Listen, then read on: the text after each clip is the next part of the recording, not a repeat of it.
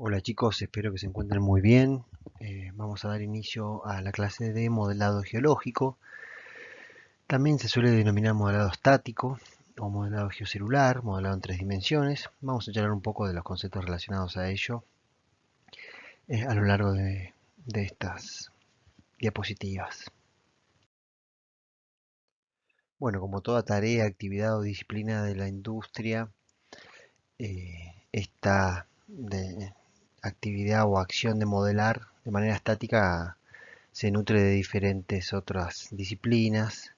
Necesitamos información petrofísica, información de los pozos, también otro tipo de análisis que vamos a ver más con más detalle, como por ejemplo la información sísmica.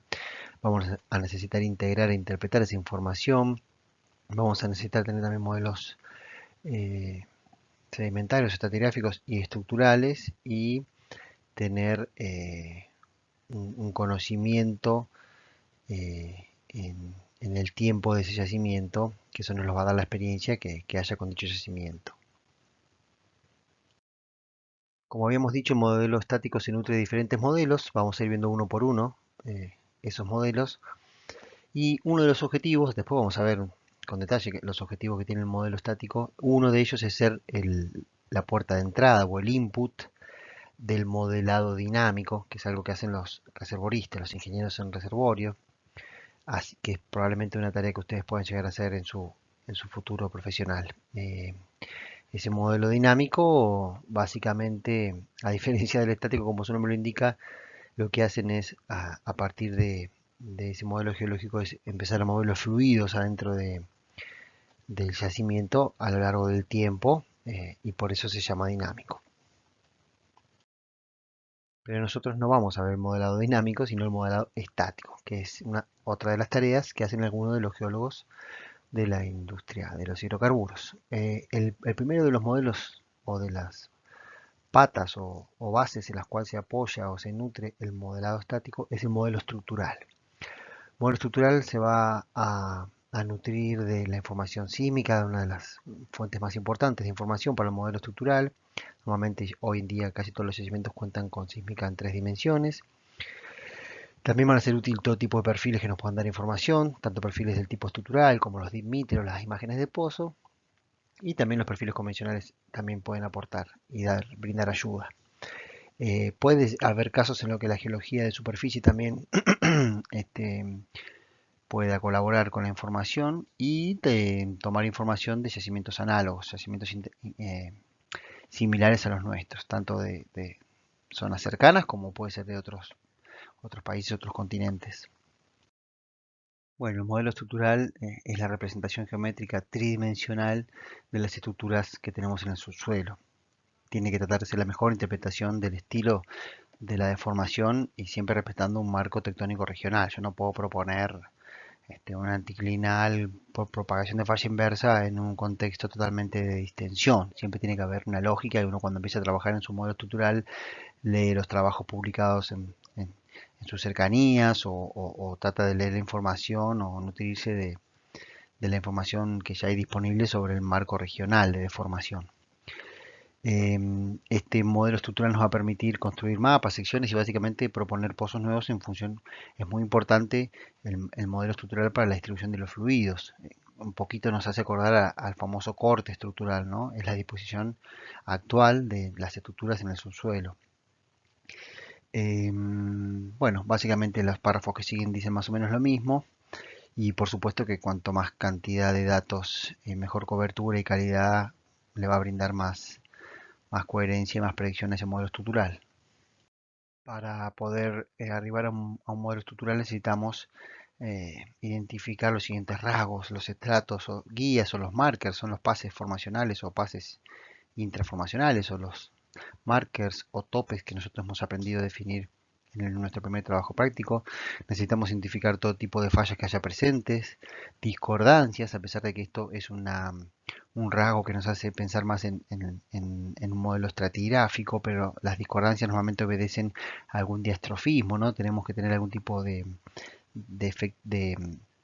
de deformación para que se formen las discordancias, entonces también son importantes. Bueno, los contactos de fluidos también nos van a permitir agregar algún tipo de conclusión sobre el modelo estructural. Y sobre todos estos parámetros necesitamos entender cómo fue su secuencia cronológica, esa historia geológica que hemos estado jugando en algunos trabajos prácticos, y ver cómo varían esos rasgos de manera lateral y vertical. Como habíamos mencionado, una de las fuentes de información más importantes de las cuales se nutre el modelo estructural es la información sísmica. Aquí en el primer dibujo de la izquierda lo que vemos es una sección sísmica, se suelen denominar así, lo vemos en un corte, puede ser una crossline o una inline o una línea aleatoria que la decidimos pasar por la parte donde nosotros querramos en nuestro yacimiento, y siempre vamos a tener ahí el apoyo de la interpretación de la correlación de los pozos. Estamos viendo un pozo en donde se marcó el tope de esa arenisca que se ve ahí, y normalmente el camino puede ser para cualquiera de los dos, en cualquiera de los dos sentidos. Yo puedo primero marcar el tope de una arena y después ir a la sísmica y ver si hay algún horizonte importante. Aquí se ve un horizonte azul, entonces ya puedo empezar a extrapolar esa información hacia lateralmente guiándome con la sísmica. O a veces ya veo un horizonte importante en la sísmica que me llama la atención, lo empiezo a picar buscando llegar hasta el pozo más cercano, y ahí me fijo si hay algún rasgo importante que pueda identificar, y entonces empezar a, a extrapolar la información hacia los pozos. O sea que es un camino que se nutre en ambos sentidos. Una vez que tengo el dibujo a la derecha, tengo varios pozos, todos los pozos de seguimiento con su marker puesto, y con la ayuda de la sísmica podré eh, mapear o grillar o extrapolar esa información y obtener el mapa estructural del tope de esa arenisca. Nosotros lo hemos hecho en el surfer o en los ejercicios sin usar la sísmica, pero teniendo la sísmica obviamente tenemos mucha más información. Básicamente lo que hacemos es disminuir la incertidumbre en las zonas interpozos, ¿no? Donde nosotros no tenemos los pozos, la sísmica nos va a ayudar a ser mucho más precisos en la confección de ese mapa estructural. Como se ha mencionado varias veces, para linkear los dos mundos, la sísmica, recuerden que siempre está originalmente en el ámbito del tiempo, porque se miden cuánto tiempo tardan, cuántos milisegundos tarda una onda en reflejarse en un cambio de impedancia o de densidad, digamos, cuando hay un cambio litológico en las rocas, que básicamente son los horizontes que veremos en la sísmica. En el mundo de la sísmica y de la interpretación sísmica y los geofísicos se maneja mucho en el tiempo, ¿no? Nosotros después necesitamos llevar esto a profundidad para decir finalmente a qué profundidad está el tope de tal formación.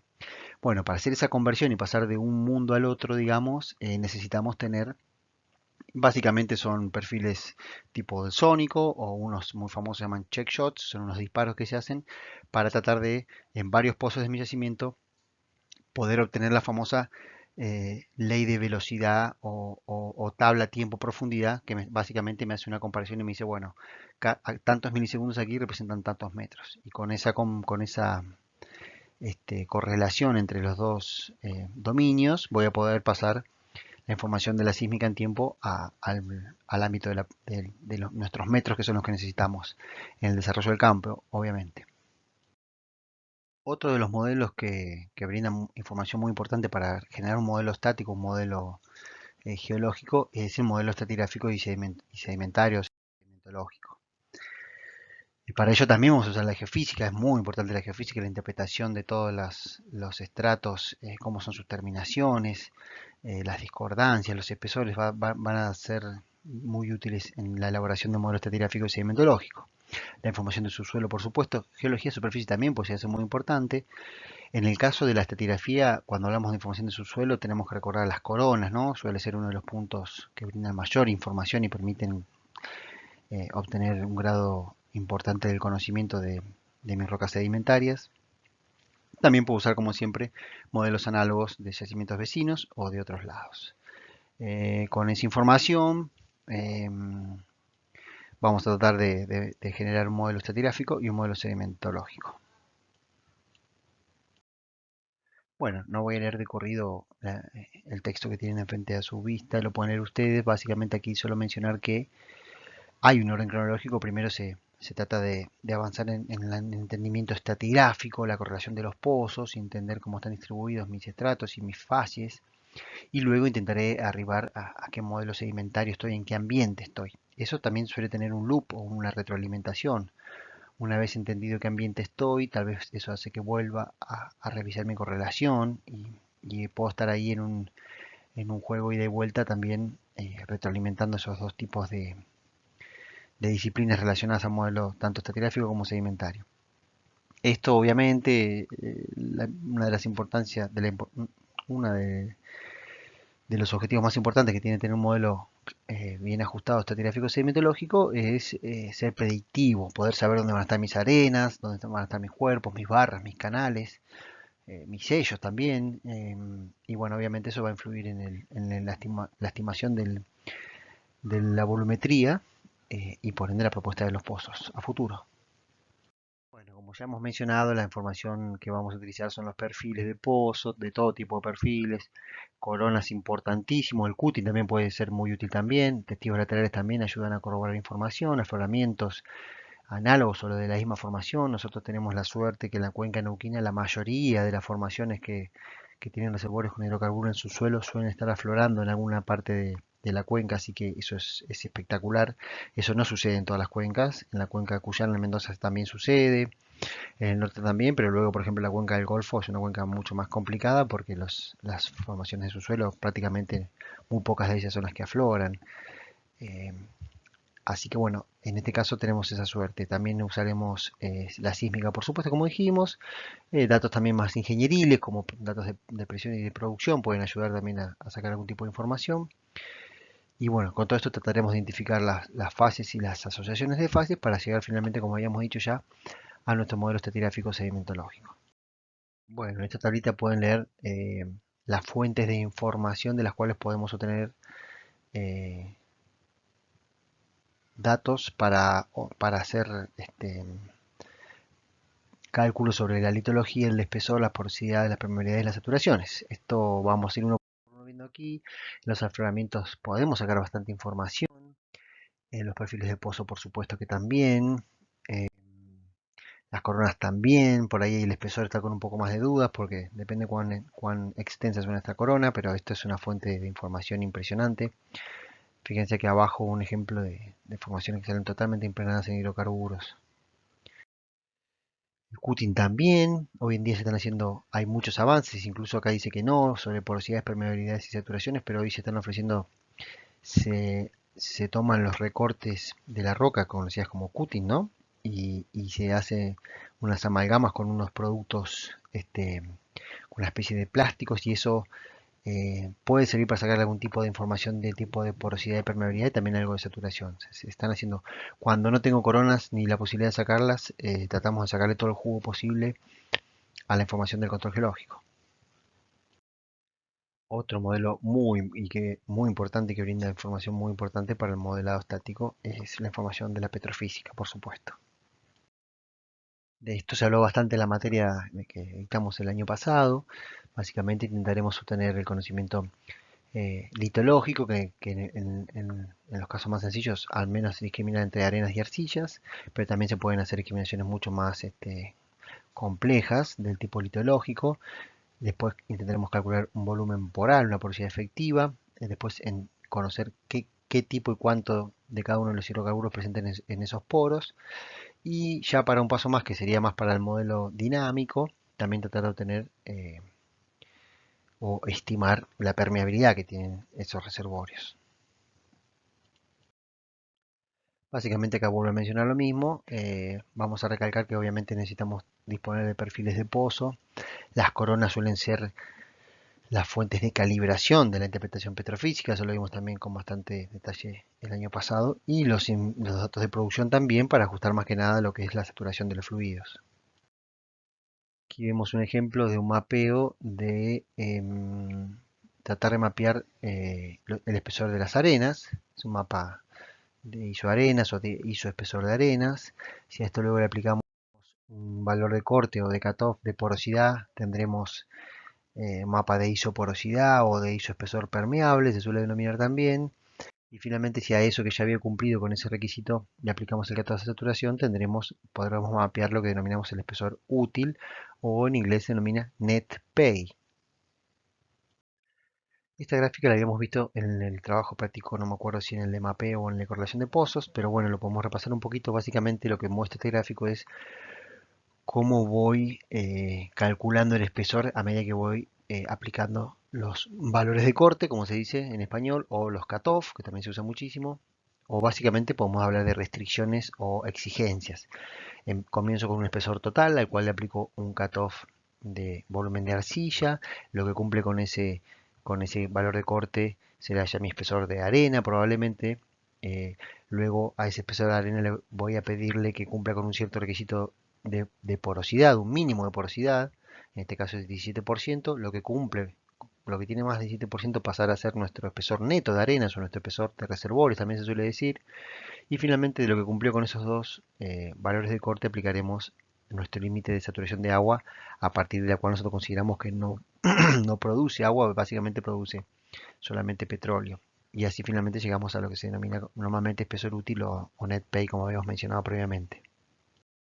Bueno, acá a modo de repaso vamos a mencionar todos los objetivos que tiene un modelo geológico, un modelado geológico. Puede ser para incorporar reservas, que estuvimos viendo ya en nuestro trabajo práctico de reservas. El modelo estático es una fuente o un respaldo muy importante para em, la solicitud o el intento de la incorporación de reservas. Puede ser para un estudio de modelado, un modelado geológico, puede tener como objetivo reactivar algún campo, algún sector donde se había frenado por malos resultados. Puede tener como objetivo ese de revisar, digamos, o intentar entender el modelo geológico y me podría dar algún tipo de posibilidad de reactivación en esas situaciones, o simplemente continuar con el yacimiento. Uno se ve obligado, si un yacimiento avanza en el desarrollo del mismo, voy adquiriendo nueva información, coronas o simplemente los perfiles de los pozos, así que cada mínimamente una vez por año uno más o menos actualiza su modelo geológico porque va teniendo más información y debe ir ajustando su modelo. Podría ser otro objetivo el de proponer un desarrollo a un distanciamiento menor que el original, actualizar la volumetría, la cantidad de hidrocarburos que tengo en mi yacimiento, o como les dije al principio, ser el input o la puerta de entrada para una simulación dinámica. Bueno, esto ya a modo de recontra de repaso, digamos, porque es la fórmula del cálculo original de hidrocarburos en el subsuelo. Ya lo hemos visto, ya lo habían visto ustedes antes también, pero bueno, no está mal recordarlo y ya que uno de los objetivos principales del modelo geológico es ajustar o actualizar este cálculo. Estuvimos hablando del modelo geológico en general, ahora nos vamos a meter en el mundo más de los cálculos y de las computadoras, digamos, en donde vamos a tener un modelo geocelular. ¿Qué significa esto? Que voy a tener celdas tridimensionales que van a obviamente conformar un volumen y que eso va a tratar de representar lo más fehacientemente posible la geología del subsuelo de ese yacimiento. Aquí tenemos un ejemplo de un yacimiento con unas fallas normales en algunas partes, inversas en otras. Bueno, es un ejemplo típico.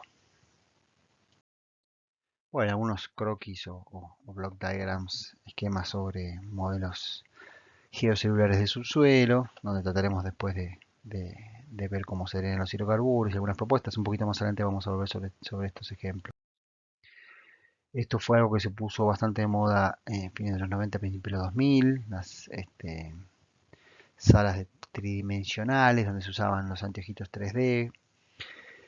Tuvo un furor y bueno, prácticamente hoy no están en vigencia. Acá en IPF, en Neuquén, hubo una sala que se usó durante mucho tiempo y luego, bueno, se fue haciendo cada vez menos utilizada, un poco más obsoleta, pasó a ser más para presentaciones rimbombantes y gerenciales que para el trabajo que día a día realizamos nosotros, así que bueno, han ido desapareciendo.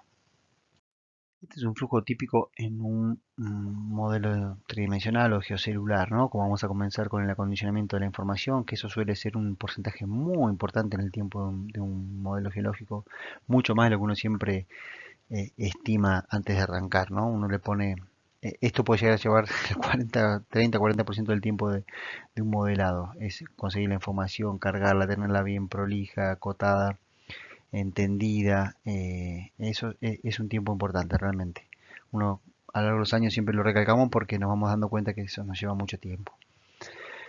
Y luego un poco el flujo lógico es armar una caja estructural, un modelo estructural. Luego vamos a tratar de meterle la parte ambiental o sedimentaria adentro de esa caja estructural. Intentaremos luego poblarla con valores petrofísicos de porosidad y saturación para finalmente hacer un cálculo volumétrico. Trataremos de darle ciertos rangos de certezas a ese modelo.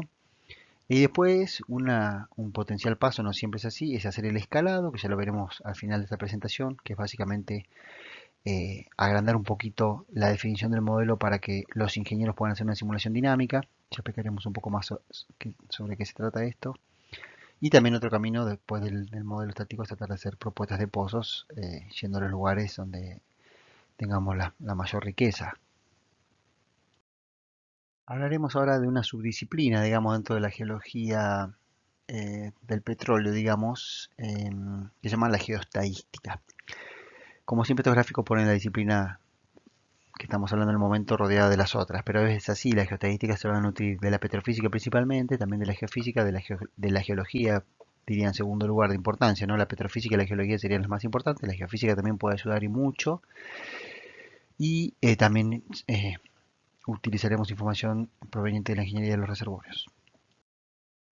Haciendo un poco de historia, vamos a destacar que la geoestadística nació más que nada, se empezó a utilizar principalmente en la minería, donde hay mucha información y equidistante. Yo no sé si ustedes tienen una idea cómo es un prospecto geológico minero, pero se sacan pequeñas coronas, digo pequeñas por el diámetro, ¿no? No suelen tener más de una pulgada o dos, pero se sacan de manera equidistante, cada 100, cada 200 metros, todo eso se manda al laboratorio, todo eso se mide, los minerales, y con eso se hacen unos modelos geoestadísticos muy robustos porque hay mucha información. En el petróleo nosotros tenemos, no siempre tenemos un pozo cada 200 metros.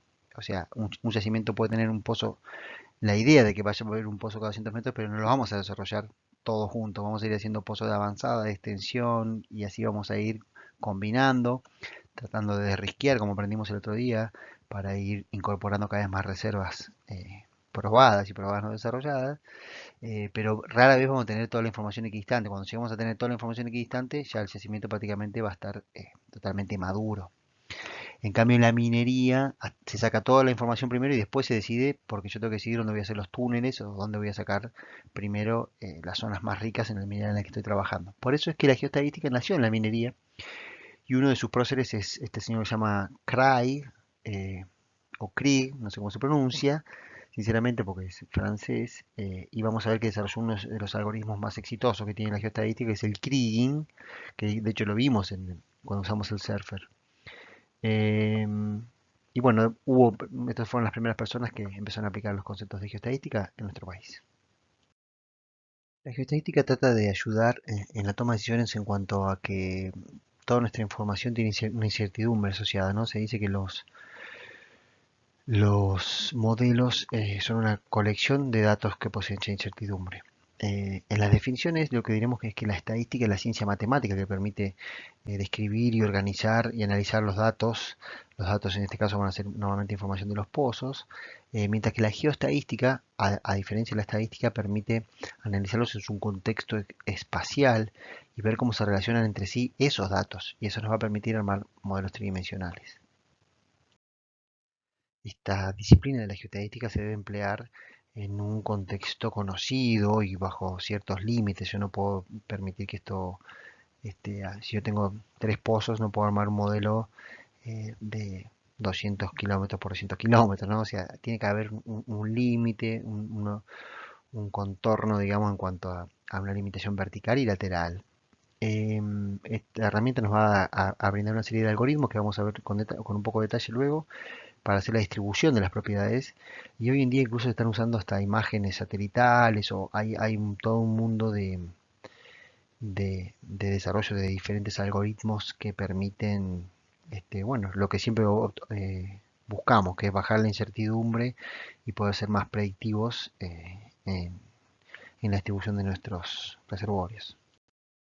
Bueno, si leemos los objetivos de la geoestadística, básicamente son los mismos objetivos que venimos charlando de los que tiene el modelo geológico. Esto es un modelo geológico, lo que pasa es que a diferencia de un modelo geológico convencional, lo que vamos a hacer es tratar de meter cierta información y algoritmos y un poco de matemática eh, que nos permitan, como dije previamente, disminuir la incerteza. Lo vamos a usar para actualizar nuestro cálculo de volumen original in situ, proponer nuevos pozos, y bueno, básicamente poder colaborar en la toma de decisiones para el desarrollo del campo. Bueno, necesitamos tener información de pozos. Hay una vieja regla que dice que mínimamente necesitamos entre 25 y 30 pozos como mínimo para poder aplicar la geoestadística. Eso es una cosa, una especie de regla de buen arte. ¿Puedo tener 20 pozos y aplicarlo igual? Sí, puedo tener 10 y sí, si no tengo otra cosa que no tengo mucha opción. Pero obviamente cuanto más información haya, más robusto va a ser el resultado. Necesitaremos los perfiles de pozos, entonces una serie de siglas que ya les van a ser bastante familiares cuando trabajen en la industria, pero son formatos de texto que dentro de ellos lo que tienen son la información normalmente de los perfiles de los pozos. Necesitamos tener, como dijimos previamente, el límite de este modelado, tanto normalmente en la vertical, obviamente, y lateralmente también, y obviamente necesitaremos contar con un modelo estructural que incluya las fallas.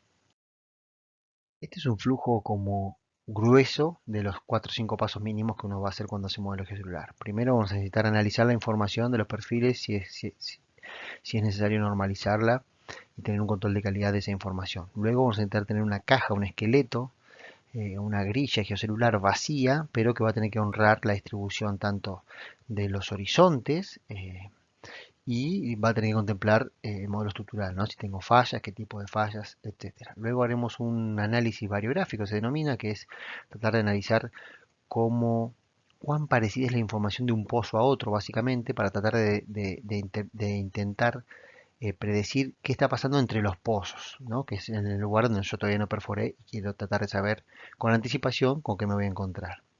Finalmente, luego de ese análisis, lo que voy a tratar de hacer es la distribución de la información de los pozos a la zona donde no tengo pozos.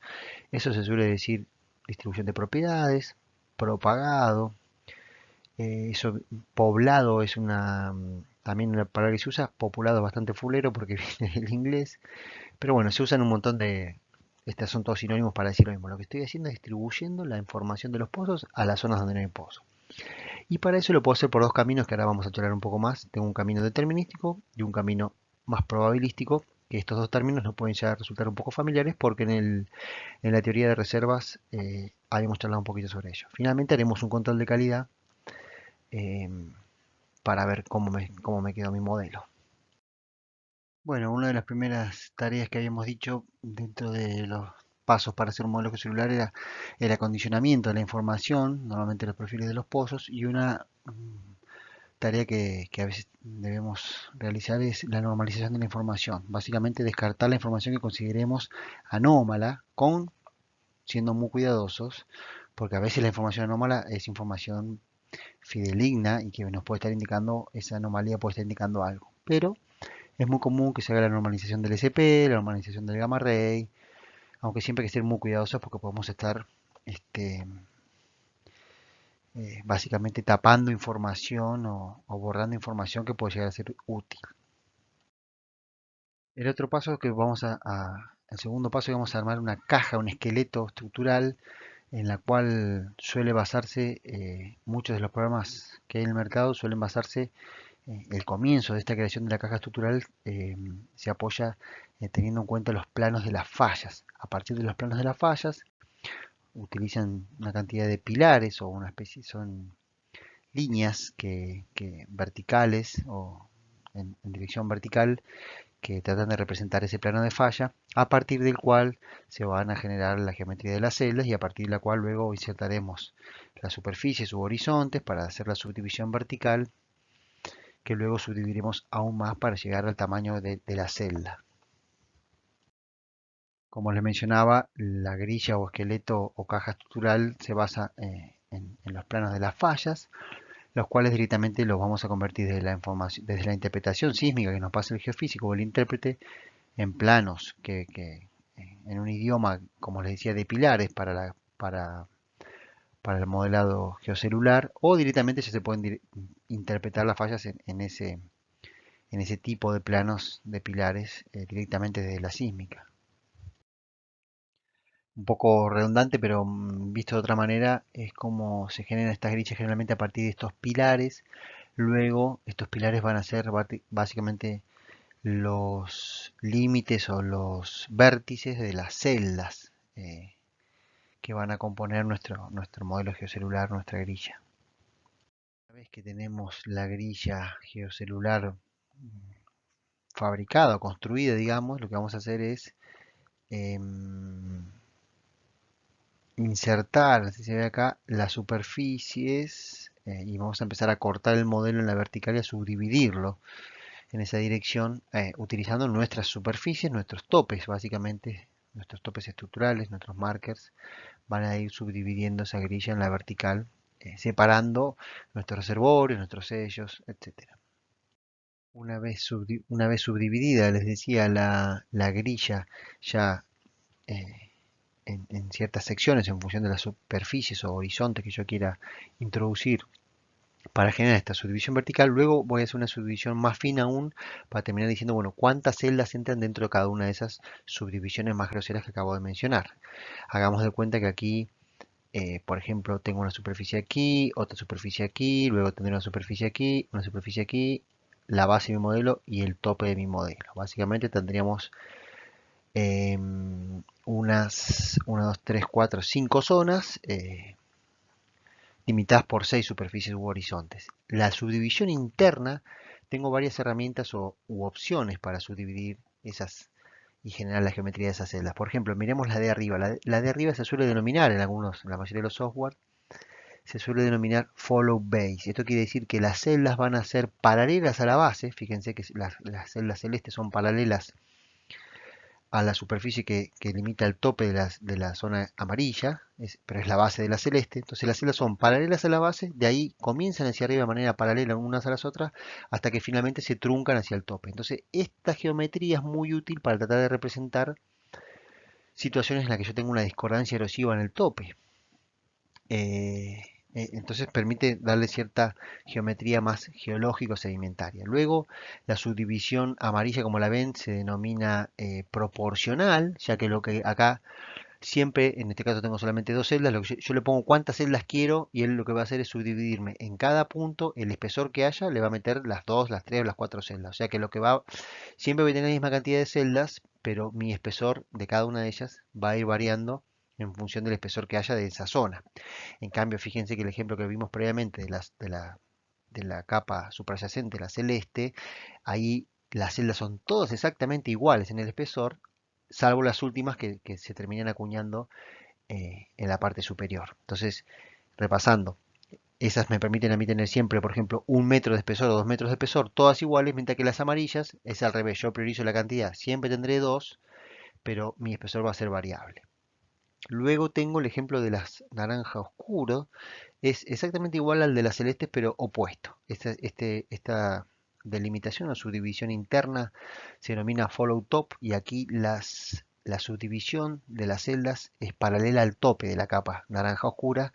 De ahí hacia abajo todas las celdas tendrán el mismo espesor de X metros hasta que finalmente se terminan muriendo cortando hacia la base. Entonces aquí no siempre tendré la misma cantidad de celdas porque en función de la variación del espesor voy a tener más o menos celdas acuñadas en la base, al igual que pasaba en la celeste, pero de manera opuesta, como ya dije. Y esto suele ser útil para tratar de representar, por ejemplo, progradaciones en sistemas deltaicos, en donde se genera este efecto de onlap de las capas sobre las superficies subyacentes o infrayacentes. Después tengo una opción que no es muy útil, que simplemente le puedo decir la que le sigue, que es ese color medio de con leche o cremita o beige, como le quieran decir. De arriba hacia abajo la anteúltima zona, ¿no? La que está por arriba de la verde. Es una opción que uno le puede decir, se le suele poner un número, en este caso supongamos que se haya puesto la 141. Entonces quiere decir que va a tomar la subdivisión del medio, del número del medio, va a ser 4 veces la que le puse un 1. Entonces es una manera de hacer así muy geométrica la subdivisión. Es muy matemática, no es muy útil, no es muy utilizada.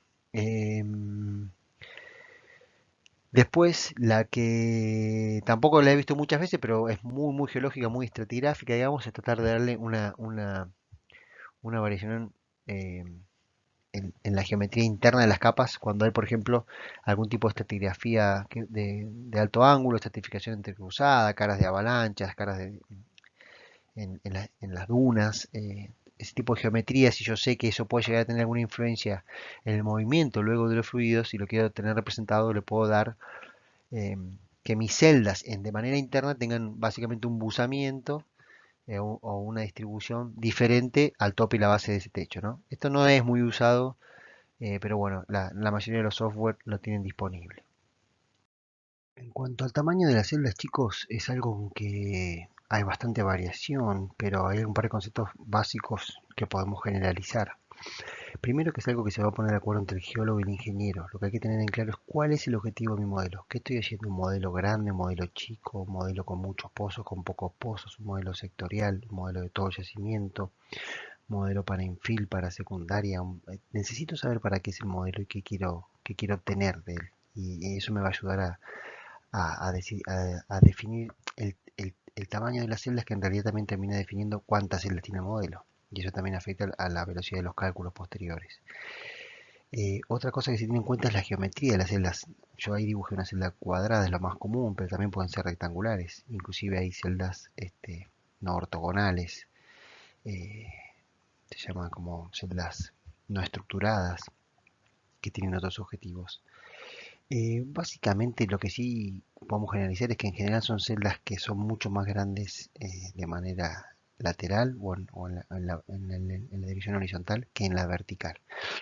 ¿Por qué esto es así? Y esto es sencillo de entender, porque en la vertical nosotros tenemos mucha información. Cada vez que un pozo atraviesa las celdas, en esa dirección vertical nosotros tenemos un dato cada 10 o 15 centímetros. Eh, Mientras que eh, lateralmente, cada cuánto tenemos información. Cada X cantidad de metros donde estén mis pozos perforados. 100 metros, 200 metros, 300 metros. Entonces la celda de por sí ya va a tener esa disparidad y va a ser mucho más finita en la vertical que lateralmente. Más o menos. Nuevamente esto va a depender de cada objetivo y de cada modelo y de un montón de otras cosas, pero más o menos en la vertical un modelo geológico, un modelo que se denomina fino, una grilla con bastante definición, puede ser como muy fina, estamos hablando de que tenga 1 metro de altura, y un poco más también, 2 metros, 3 metros, 5 y 10 metros, no mucho más, porque ya se va a tornar en un modelo muy grueso. Aunque esto también uno puede jugar y decir, bueno, en las zonas donde yo ya sé que son sellos o zonas donde también no me va a interesar hacer ningún tipo de análisis, puedo poner celdas más gruesas, y en las zonas donde yo quiero darle definición al modelo puedo poner celdas más chicas. Eso también es posible hacerlo. Y lateralmente, más o menos, para que tengan una idea, las celdas normales son de 75-100% más o menos, un tamaño normal, pero pueden haber celdas más chicas en función de objetivos puntuales, hasta más o menos 25 metros. Ya más chico que eso es demasiado por ahí. Pero eso más o menos para que tengan eh, una noción eh, de los tamaños de las celdas. Bueno, aquí vamos a charlar sobre el concepto del escalado. Esto también lo van a encontrar en inglés como upscale, se escribe con uno, upscale, digamos. También se dice upscaling. Básicamente, conceptualmente lo que vamos a hacer es, lamentablemente, perder definición. Yo no puedo mantener la definición de tanta cantidad de información que tienen los perfiles de los pozos. Recuerden que lo del perfilaje de los pozos, cuando lo vimos en la materia del año pasado, los perfiles tienen un dato o brindan un dato cada 15 centímetros, ¿no? Cada medio pie, cada 15,24 para ser más específicos, o algunas compañías lo dan cada 10 centímetros. En realidad eso depende de la definición de cada herramienta, ¿no? Nosotros sabemos que tal vez el gamma ray no es tan preciso como cada 10 centímetros, pero la información se brinda cada 10 centímetros. Y hay otras herramientas, por ejemplo, mucho más precisas, como por ejemplo las imágenes de pozo, que realmente tienen información cada 1 centímetro. Pero independientemente de cuántos centímetros estamos hablando, es mucha información. Estamos hablando de decenas de centímetros en el peor de los casos. Y aquí vamos a estar trabajando con celdas que tienen algunos metros, mínimo. Un modelo celular con celdas de 1 metro es algo muy fino, para que tengan una idea. Lo más común es que tengan 2 metros, 5 metros y hasta 10 metros y hasta más también. dependiendo del espesor que tenga mi yacimiento, dependiendo del área que tenga.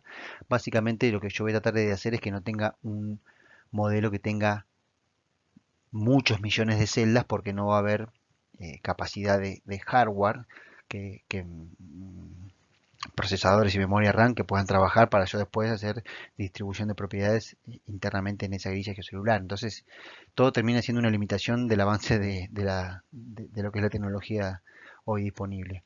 Entonces, siempre vamos a tener que lidiar con el escalado. Eh, es una de las maneras en donde se ve, la que vamos a ver ahora, y luego al fin de esta clase vamos a volver a charlar sobre el escalado porque hay un segundo momento en donde a veces es necesario volver a perder un poco de información o de escala. Básicamente lo que vamos a hacer acá es lo siguiente, yo voy a tener, lo que ustedes están viendo es un pozo, la línea azul esta es un pozo, luego aquí no lo veo más, pero el pozo viene más o menos por aquí. Y lo que tengo aquí son las celdas que son atravesadas por ese pozo. En realidad yo tengo ya una grilla, como habíamos visto previamente, una grilla en 3 dimensiones que ocupa todo mi yacimiento, que está llena de celdas. Pero esas celdas, algunas de esas celdas son atravesadas por los pozos que ya tengo perforados, que son mis datos, mis observaciones, mis datos duros. Entonces lo primero que hacemos es decirle, bueno, esa información, como ven acá, puede ser un perfil de porosidad o de resistividad. Lo que hago es pasar esa información del perfil del pozo, la voy a pasar a las celdas. Lamentablemente, como verán ahí, fíjense que en este caso, por ejemplo, esta celda es muy gruesa, hay celdas más finitas, es una manera media rara como está hecha esta distribución, esta subdivisión vertical de celdas, pero bueno, es lo que tenemos en el ejemplo. Entonces, fíjense que en cada una de estas celdas, en función de su espesor, van a entrar más de un dato. Si dijimos que tenemos un dato cada 10 o 15 centímetros, eso va a ser promediado y para eso voy a tener que elegir si quiero un promedio aritmético, geométrico, armónico, etcétera. Hay diferentes recomendaciones en función si yo estoy escalando el Biclay o si estoy escalando la porosidad o si estoy escalando el gamma ray o depende la propiedad que esté escalando. A veces se recomiendan diferentes tipos de métodos para tratar de que eso finalmente quede representando de la mejor manera posible la información original, que era la de los perfiles de los pozos. Una vez que yo ya escalé vamos a tratar de borrar esto aquí para que no nos moleste el dibujito que yo había hecho. Ahora aquí lo que tengo son todos los pozos de mi yacimiento, en este caso son los 15 pozos. Todas las celdas que eran atravesadas por los pozos reciben la información de los perfiles para finalmente distribuir esa información aplicando los conceptos que ya hicimos una introducción, que son los de la geoestadística. Aplicaremos algoritmos para distribuir la información de los pozos hacia las zonas donde no hay pozos. Básicamente, chicos, eso es el modelo geocelular o modelado estático o modelado en 3 dimensiones. Es un ejemplo en esta acción del escalado, de la pérdida de escala, lamentablemente, para pasar la información de los perfiles de los pozos a las celdas de mi modelo geocelular. Es una técnica que se denomina guiado o trend, se suele decir, que se utiliza para hacer el escalado de propiedades continuas, como puede ser la porosidad, el VJ, la permeabilidad, la saturación, en función de también trabajar con propiedades discretas, que suelen ser las fases o las litologías, en donde básicamente hago un breve paréntesis, una propiedad continua son las que varían de manera continua, digamos, en la vertical, mientras que las discretas varían en números enteros, ¿no? O sea, básicamente yo le voy a poner una serie de códigos en donde 0 será arcilla, 1 será arena, 2 será conglomerado, 3 será arena arcillosa, y así sucesivamente pondré tantos números enteros como facies o litologías yo quiera representar, mientras que una propiedad continua será una porosidad que varíe de 0 a 30% con una distribución gaussiana. Entonces, cuando yo voy a trabajar con estas dos propiedades continuas y discretas, que normalmente es lo que uno trata de hacer mínimamente, eh, lo que se recomienda hacer es primero es escalar la propiedad discreta, que sería la parte aquí de este sector. Este sería el primer paso. ¿Qué vamos a hacer? Las líneas horizontales están tratando de representar el tamaño que tienen mis celdas en la vertical, ¿no? Entonces yo ya tenía aquí una curva, esta que está aquí, que era una curva que se llama arena-arcilla. Puede ser mi curva de facies o de litofacies. Que probablemente lo que había hecho es aplicar algún cutoff de Biclay o de lo que sea. Puede venir de redes neuronales, puede venir de un montón de lugares. Pero lamentablemente, bueno, aquí tenemos una primera celda en donde el 100% de la celda estaba atravesado por una curva de arenas, ¿no? En cambio, esta celda de aquí tiene aproximadamente el 80-90% de la celda atravesado por código arenas y un porcentaje menor por arcillas. Pero lamentablemente, ahora este es mi nueva escala de trabajo, que es el alto que tiene mi celda. Supongamos que tiene 1 metro. Entonces, como yo ahora ya le dije que esto va a pasar a ser todo arena, luego esta arcilla será esta arcilla, y luego aquí me vuelve a pasar lo opuesto, ¿no? Yo tengo un gran porcentaje de arcillas y un pequeño porcentaje de arenas, pero la totalidad de esta celda ahora será considerada como arcilla. Si esto no nos convence y esto nos sucede mucho y estoy perdiendo definición, lo que tengo que repensar es que evidentemente mi subdivisión vertical que vimos hace un rato que podía hacer, ¿se acuerdan? Follow base, follow top. En ese proceso me he quedado un poco grosero, he hecho un modelo de celular un poco grueso. Pero siempre me va a pasar que voy a perder algo de definición y es algo con lo que tengo que lidiar y es una de las consecuencias no deseadas, pero con la cual tenemos que convivir, de hacer este proceso del escalado que es inevitable. Lo que se recomienda, lo que estoy tratando de explicar acá, es que primero yo hago el escalado de las facies. ¿Por qué? Porque ahora cuando yo escale la porosidad, lo que voy a tratar de hacer es lidiar con estas zonas de aquí. Si yo no supiera que ya toda esta celda va a ser considerada como una arena, y solamente promediaría la porosidad que entra en esta celda, fíjense que acá tengo valores muy bajos de porosidad que me estarían tirando abajo la porosidad que tiene la arenisca. Entonces, como yo le doy esta tendencia utilizando la fascia que ya escalé de la propiedad discreta, en este caso las arenas y las arcillas, el algoritmo dice, como acá tengo 100% de arena, la porosidad que voy a aplicar es esta que está aquí y voy a considerar solo la porosidad de lo que yo ya sé que era arena, que era este tramo de acá. Y de esta manera, esta parte de acá no se tiene en cuenta de la porosidad de las pelitas. Espero que se entienda lo que estoy tratando de decir. Estoy tratando de quitar el efecto de las pelitas en una celda que de ahora en más yo sé que voy a considerar como una arenisca. Y acá trataré de hacer lo opuesto. Si yo ya sé que toda esta celda la voy a considerar arcilla, trataré de evitar que la porosidad buena de la poca fracción de las arenas que formaba parte de esta celda no influya en el promediado final y toda esta celda obtenga un valor de porosidad acorde a los valores promedios de las pelitas. Bueno, espero que se entienda, si no lo charlaremos en la clase de consulta. Otro de los pasos muy importantes en la confección de un modelado geocelular es el análisis variográmico o el análisis de los variogramas. Básicamente, em, lo que vamos a hacer es la información que ya tenemos escalada de los pozos a las celdas que son atravesadas por los pozos. Vamos a empezar a analizarla para ver cómo la vamos a distribuir después aplicando diferentes algoritmos. ¿Qué es un variograma? Acá hay dos definiciones bastante entendibles, creo yo. Una manera de pensar un variograma es que es la función que muestra la tasa de variación de un fenómeno según la distancia que hay entre las muestras. Otra manera de escribirlo es como que el variograma es la descripción cuantitativa de la variación de una propiedad en función de la distancia que separa sus datos. Básicamente se basa en el principio que dos puntos cercanos son más probablemente similares que dos puntos más alejados. Este análisis o los variogramas se hacen en este tipo de gráficos, se hacen de manera digital en un programa obviamente. Estos gráficos se componen de un eje Y en donde se grafica la varianza, que la varianza es la medida que trata de reflejar cuán diferentes son los datos de una misma colección respecto de otros datos de la misma colección. En el eje X tenemos el rango, que es la distancia a partir de la cual los datos dejan de tener similitud. Y la meseta es el valor que básicamente sale de la intersección del rango con los datos. Ahí se genera la meseta y me representa la varianza a partir de la cual los datos dejan de tener similitud. Entonces básicamente la información que vamos a estar utilizando en todos los algoritmos utilizan el valor del rango. Esta meseta se suele normalizar en un valor de 1. Los algoritmos no le dan bolilla mucho a la varianza, más que nada al rango, que básicamente, como nosotros estamos parados en un pozo y queremos ir a ver, queremos ir a poblar de información las posiciones donde no hay pozos, en función de cuán lejos o cerca estén de los datos duros, que son los pozos, aplicarán o no algún tipo de valor en el en la propiedad en la que yo estoy poblando, que puede ser la porosidad, puede ser una litología, etcétera.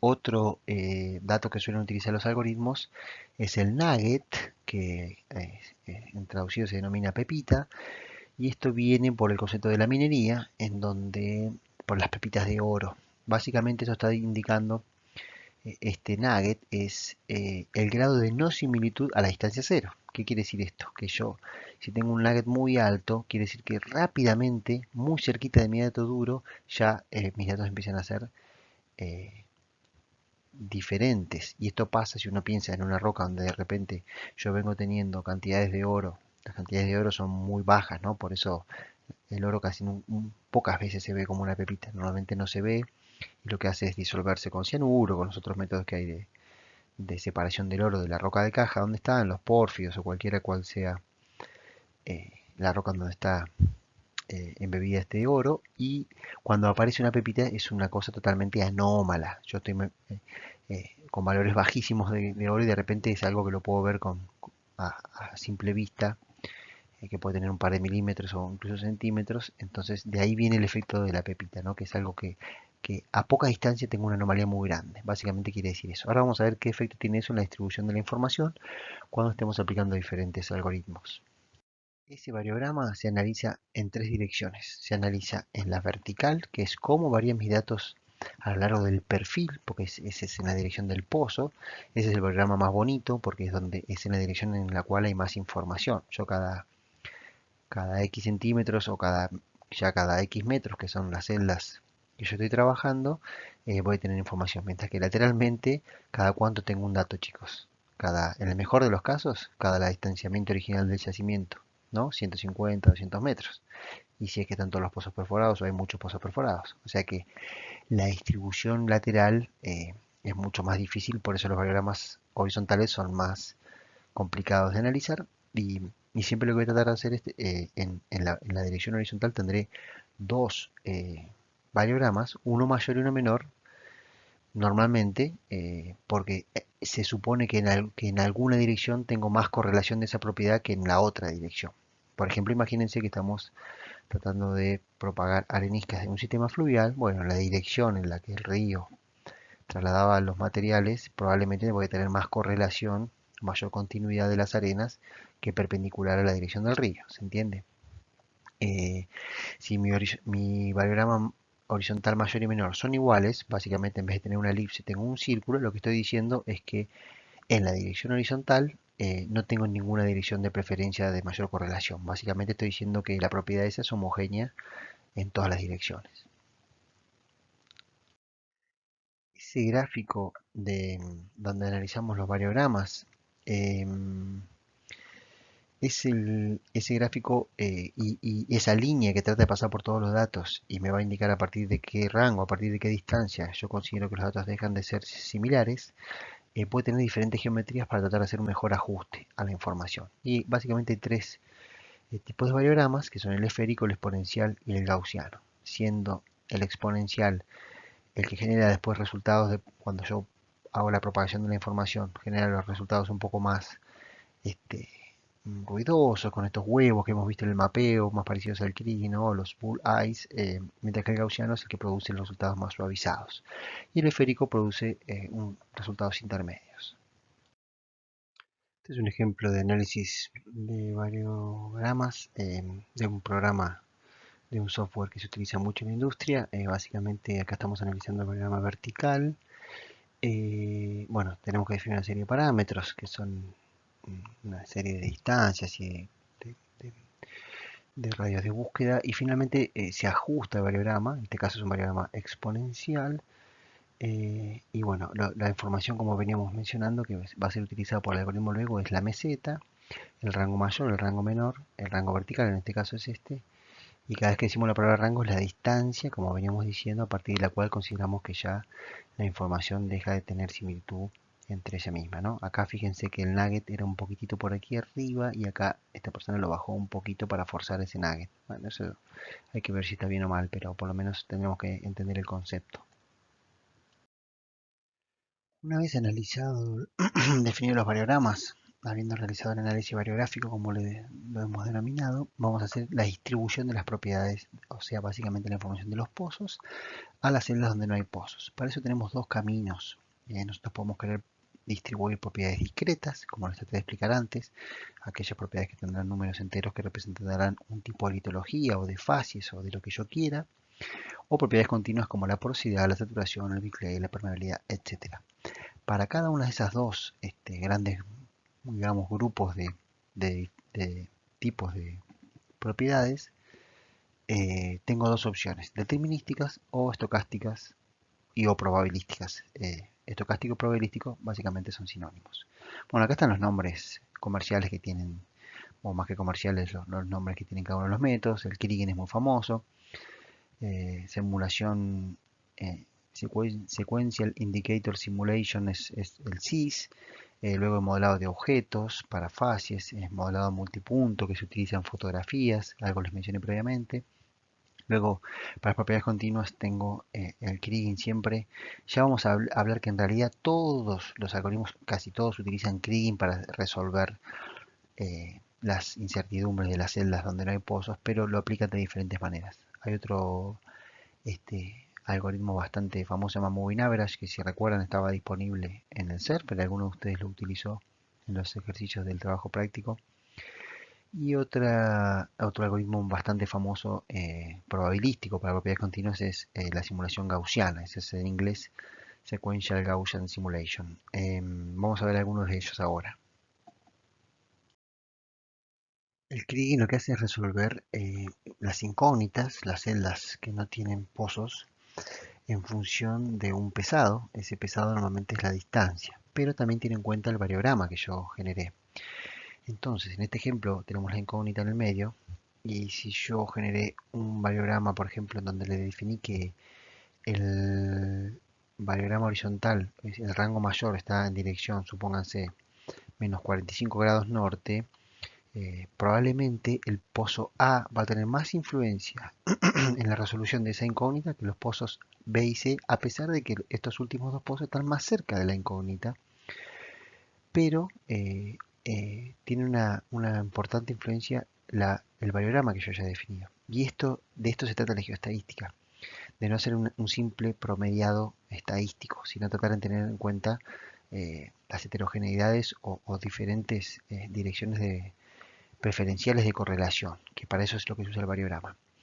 Fíjense que si después yo tengo que resolver estas dos incógnitas, por ejemplo, y tengo el mismo variograma, ahí sí probablemente, a pesar de que la distancia de esas incógnitas a y a B o C es casi la misma, en esos casos probablemente B tendrá más influencia en la incógnita de arriba y C en la de abajo, por una cuestión del variograma elongado que yo he definido previamente. Diferente sería el caso si yo puse un variograma sin predilección. Básicamente mi variograma horizontal mayor y menor tienen la misma distancia. Lo que estoy indicándole al algoritmo es que no tengo una dirección preferencial de correlación.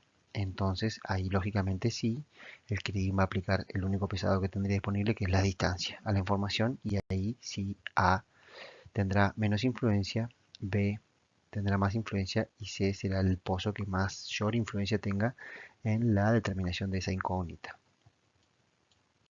Vamos a ver ahora una serie de ejemplos de qué influencia tienen cada uno de estos parámetros que estuvimos charlando: el rango, la dirección del variograma, el tipo de variograma que utilizo, dejando fijo alguno de estos parámetros y también el algoritmo, ¿no? Vamos a dejar fijo en este caso el algoritmo. Siempre estaremos revisando el Kriging en estos primeros ejemplos. Y fíjense que tenemos el mismo algoritmo las tres veces, el mismo rango de 5000 metros sin ninguna dirección preferencial, y el solo hecho de cambiar el tipo de curva de ajuste, que habíamos charlado que la exponencial era la más ruidosa, la gaussiana era la más suavizada, eso se ve bastante evidente en el resultado, y la opción esférica era la opción intermedia de ambas. Fíjense que sin darle ningún tipo de dirección, solo el algoritmo obviamente empieza a generar una dirección preferencial en esta dirección, ¿no? Porque evidentemente la información parece tener algún sesgo, parece que los pozos están un poco distribuidos así, y evidentemente la propiedad que estoy mapeando también tiene alguna dirección así, por lo cual naturalmente está dando ese resultado. Ahora en este ejemplo hemos dejado En los dos ejemplos el variograma es el esférico, no es ni el gaussiano ni el exponencial, sino el esférico, que es como el intermedio, el más conservador. Eso está fijo también, siempre es el Kriging, el algoritmo, y acá lo que estamos cambiando es el rango. En los dos casos estamos utilizando un rango eh, de geometría circular, ¿no? No estamos dando ninguna dirección preferencial. eh, Quiero decir que no hay un rango horizontal mayor y menor. Acá el rango es el mismo, pero estamos usando una magnitud de rango mayor, ¿no? En el caso de la izquierda estamos usando un rango de 1000 metros. Estamos diciéndole que después de los 1000 metros considero que mi propiedad deja de tener similitud o correlación. Y en el otro estamos diciendo que hay muy buena correlación y que dentro de los 10.000 metros mi información tiene correlación. Fíjense que el resultado es drásticamente diferente, ¿no? En este ejemplo volvemos a utilizar el Kriging, otra vez el variograma esférico, y acá vamos a poner un variograma más elíptico, digamos. Le estamos diciendo que hay una dirección preferencial. Estamos diciendo, en el caso de la izquierda, que el rango mayor de 10.000 metros está en dirección 45 grados norte. Estamos diciendo que en esta dirección está la mayor correlación de mi información. Mientras que en el de la derecha le estamos diciendo que el rango mayor de los 10.000 metros está en la dirección menos 45. Y como evidentemente había ya una natural predisposición a que la propiedad que estoy intentando distribuir tiene esa dirección, obviamente me da una relación mejor, es todo más armónico y todo más lógico, ¿no? De la otra manera estoy como queriendo forzar y evidentemente estoy haciendo mal mis variogramas. Eh, Eso se ve bastante claro en el resultado de la distribución de la información. En este último ejemplo vamos a dejar fijo el tipo de variograma, vamos a dejar fijo el rango en la dirección que ya sabemos que es la dirección correcta, que es menos 45. Y lo que vamos a cambiar es el efecto pepita, el nugget. Fíjense que si básicamente la recomendación o lo que se puede concluir de acá es que los valores altos de nugget me generan una distribución que no tiene mucho sentido. Básicamente no me da nada. Si recuerdan qué significaba el nugget y vuelven un par de gráficos hacia atrás, un par de diapos hacia atrás, lo que estamos diciendo cuando tenemos un nugget de 0,99, que es casi prácticamente 1, que es igual al CIR, a la meseta, estamos diciendo que prácticamente a nada de distancia de haber intentado empezar a correlacionar, ya tengo una, una pérdida total de correlación, ¿no? Entonces, lo que trato de hacer, lo que ruego es, no es que ruego, lo que trato de que me doy cuenta si mis datos son buenos y tienen buena correlación cuando el nugget es bajo. ¿Qué me pueden estar indicando nugget altos? Tener algo anómalo, eso me puede hacer volver hacia atrás en el flujo de trabajo e ir a hacer la parte que vimos, el control de calidad de la información. Les cuento un caso que nos pasó trabajando con la gente de ITEC, que es esta especie de sociedad anónima que se generó desde cuando el PF se estatizó y que tiene una sociedad, un convenio con el CONICET, que está ubicado sus laboratorios en las cercanías a la ciudad de La Plata. Hicieron un trabajo de geoestadística con información em, de quimioestratigrafía, tratando de analizar la variación de los elementos que están en el cutting de los pozos. Y entonces se utilizan unas pistolas, se denominan, que es un aparato que calcula la difracción de los rayos X y a partir de ahí interpreta o analiza o distingue los diferentes tipos de elementos. Y tenían un efecto nugget muy alto cuando analizaban el contenido de hierro. Y bueno, se las hago corta, básicamente lo que estaba sucediendo era que ese control geológico tenía virutas del trépano, de alguna perforación de algún trépano de mala calidad, o evidentemente la roca era muy dura, y tenía mucho hierro del trépano, entonces se genera un efecto pepita de una anomalía muy alta porque aparecía en el medio de un contenido estándar de hierro de una roca, que será X, pero normalmente bajo, de repente aparecía una cantidad de hierro terrible y los variogramas le daban un efecto pepita muy alto.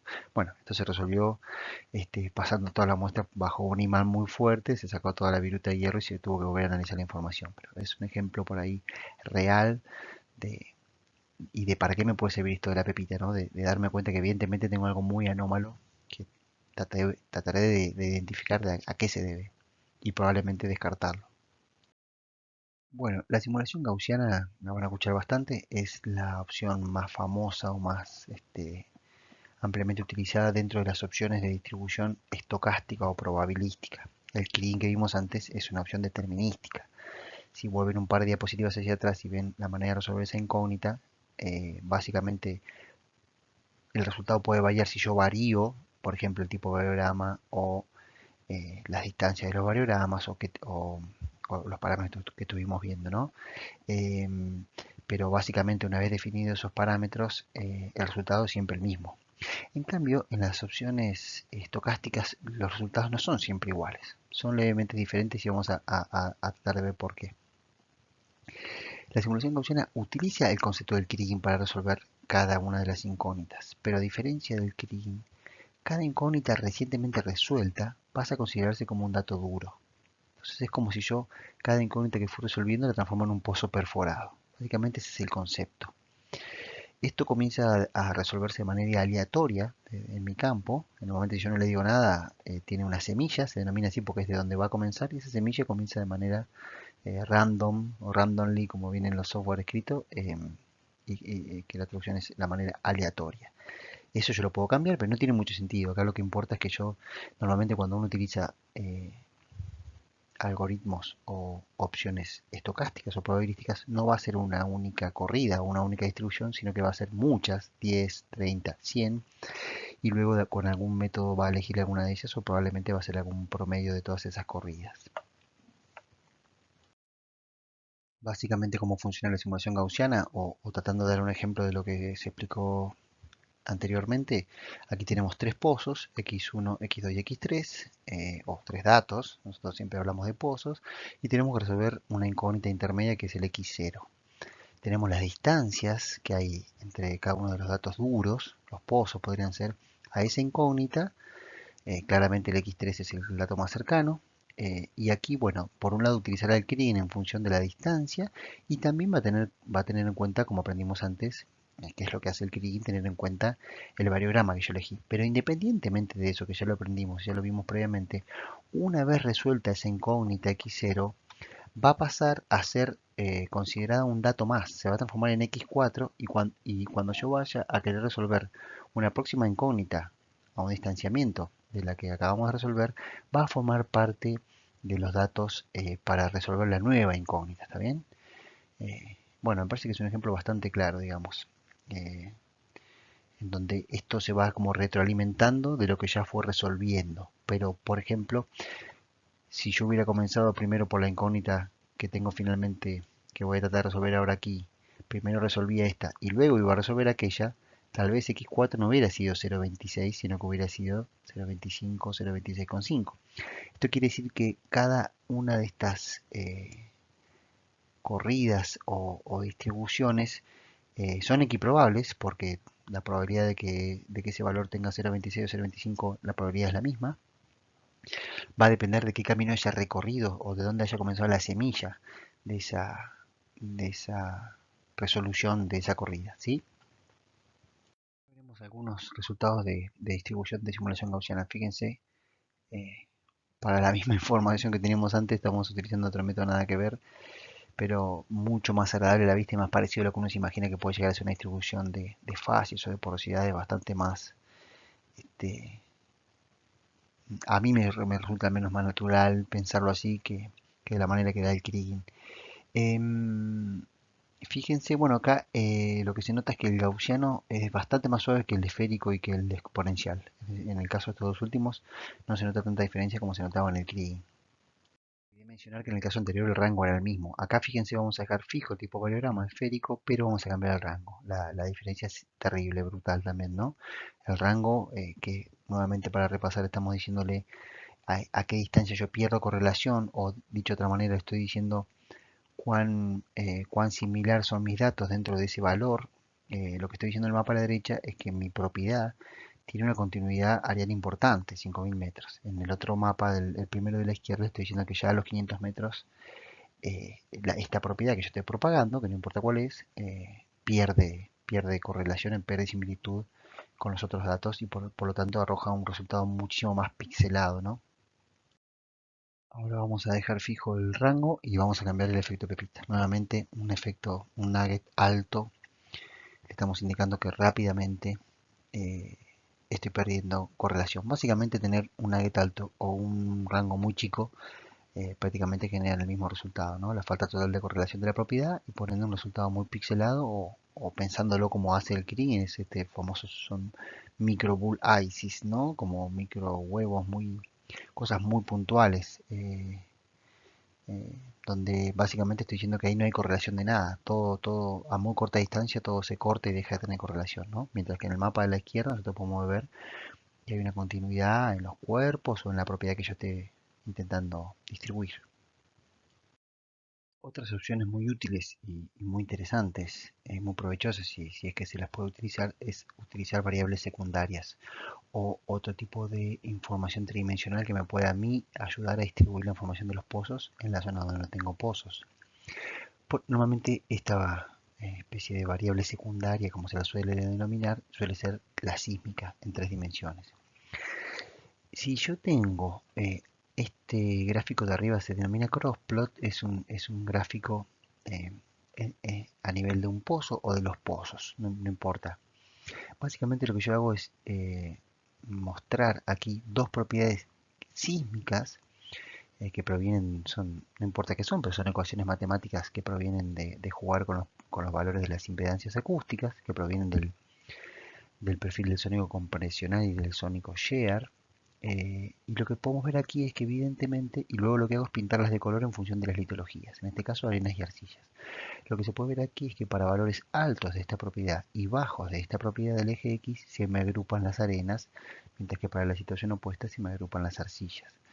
Como esa información que proviene de la impedancia acústica yo también la tengo en 3 dimensiones de la sísmica, lo que hago es aplicar básicamente ese filtro en estas propiedades de impedancia acústica y dejar prendidas solo las celdas que cumplen con estos requisitos o con estos valores de estas propiedades. Y básicamente lo que podría estar yo encontrando son dónde están las areniscas de manera tridimensional. ¿Se entiende, no? Porque yo la información de dónde están las areniscas las tengo en los pozos.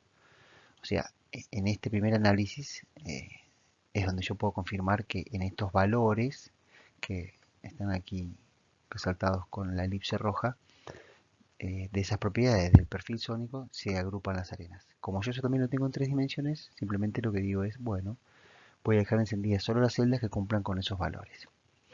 Eh, Básicamente expliqué lo mismo 2 veces, pero quería enfatizar en el tema que en el lugar donde yo puedo confirmar dónde están mis arenas es en los pozos donde yo tengo perforadas y atravesadas las arenas y distinguidas, digamos, identificadas esas arenas. Entonces después lo que hago es jugar con atributos sísmicos y de eso llevarlo al entorno de las 3 dimensiones. Es una herramienta muy fuerte. Para ello necesito tener sísmica y una sísmica de buena calidad y una buena relación entre el tiempo y la profundidad como charlamos previamente. Otra manera similar de aprovechar la disponibilidad de información sísmica es tratar de buscar alguna correlación. Aquí lo que estamos viendo es buscando arriba, en el gráfico de arriba, es un gráfico de probabilidad sísmica.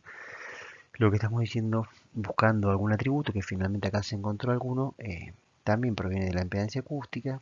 Eh, lo que estamos diciendo es que a en estos valores de esta propiedad sísmica hay altas chances de tener arenisca, mientras que a medida que esos valores bajan, casualmente aquí disminuye la probabilidad de tener arenas y aumenta fuertemente la probabilidad de tener arcillas. Como esa propiedad yo la tengo en 3 dimensiones, luego lo que hago es cuando quiero distribuir las arenas, me voy a respaldar en esta información que está distribuida en 3 dimensiones porque proviene del cubo sísmico y cuando yo distribuya o pueble o propague la información de los pozos, ¿no? Que es esto que está aquí, que son mis arenas y mis arcillas, me puedo respaldar, me puedo guiar en la distribución de esas arenas y arcillas, ayudándome con esa variable que ya existe en 3 dimensiones, que proviene de la sísmica. Espero que les haya quedado un poco claro los métodos de distribución, ¿no? Tenemos que hacer el análisis de la variografía primero y después vamos a elegir el camino determinístico o estocástico en función de lo que nosotros queramos intentar y también va a depender de si estoy distribuyendo una propiedad discreta o continua.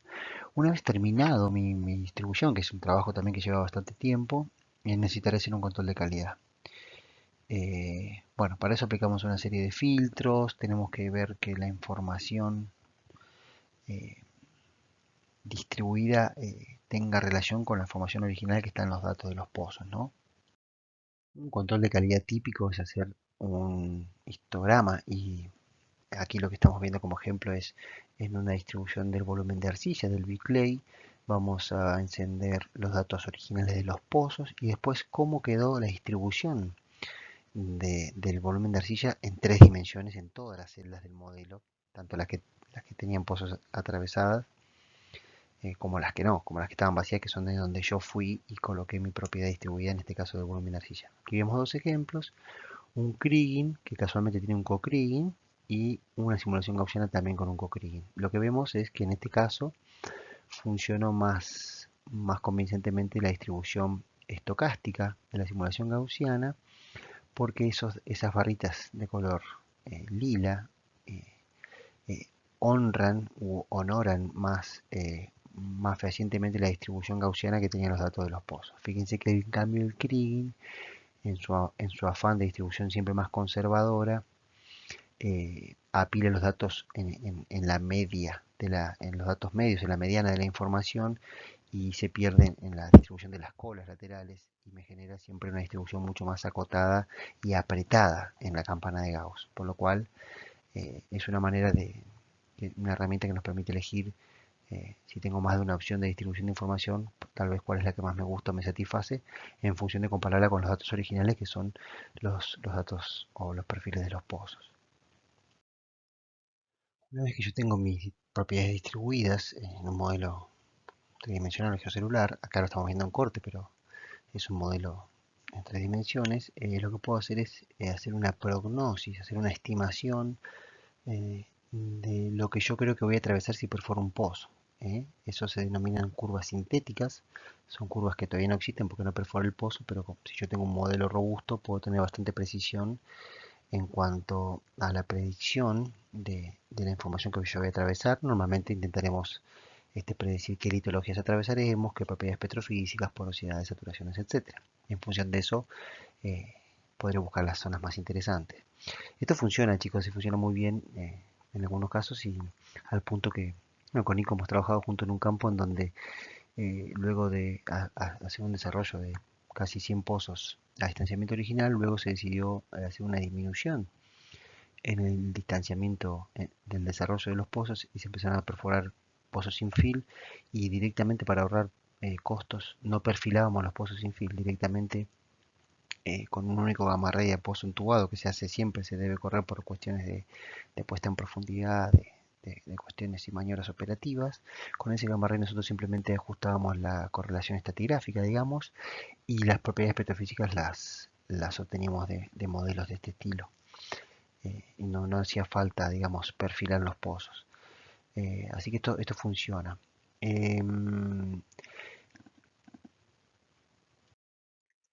Este mismo criterio o técnica de obtener curvas sintéticas en una posición no perforada puede utilizarse de manera adrede en pozos que sí están perforados y yo no los utilizo a propósito en el modelado, me doy el gusto, digamos, o lo hago a propósito, por supuesto, de no utilizar algunos pozos para luego ir a ver qué dice el modelo que habrá en ese lugar donde en realidad sí perforé el pozo, solamente que no lo prendí, no lo utilicé en la distribución de la información. Eso se suele denominar blind test, básicamente es como un testeo a ciegas. Entonces, en este caso, hay un mapita chiquito ahí que se ve en color gris, de unos 50 pozos, se dejaron 3 pozos afuera. Es bastante común esta técnica y muy recomendable.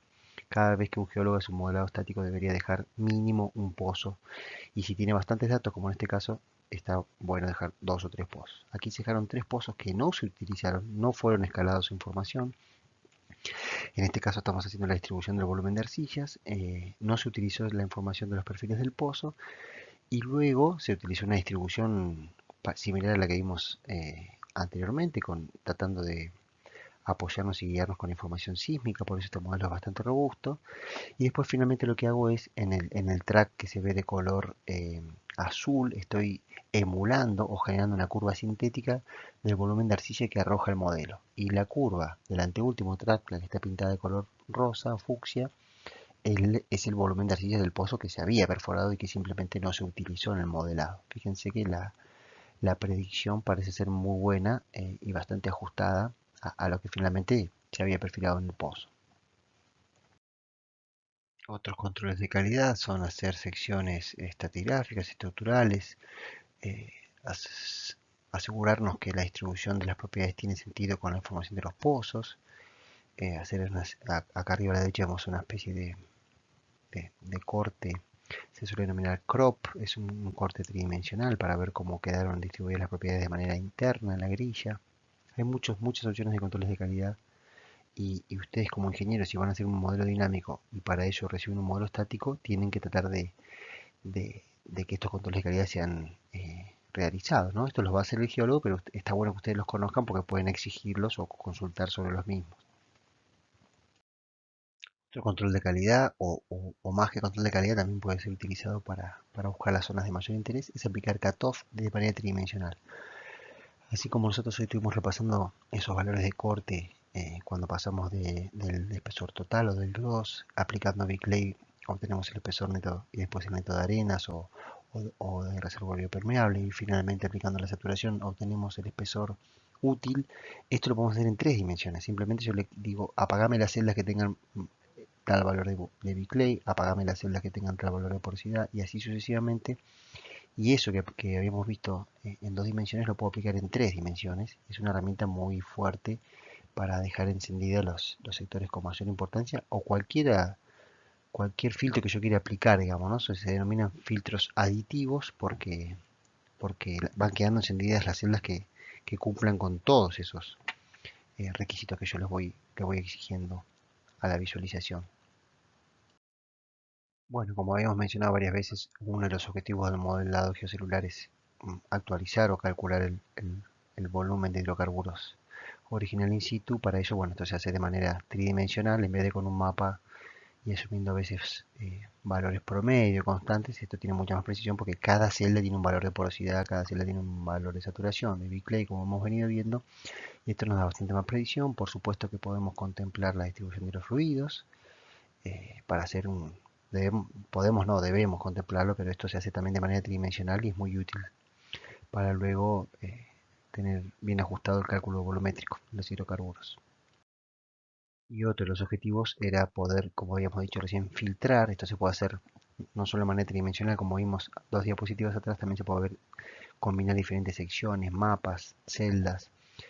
Es muy fuerte el modelado tridimensional para ir filtrando y buscando los sweet spots, como se suele decir, ¿no? Las zonas este, más ricas o más, los puntos calientes se traduce, pero es muy literal la traducción. Lo que estamos buscando son las zonas que combinen varias condiciones, ¿no? Normalmente la mejor petrofísica, la mejor saturación.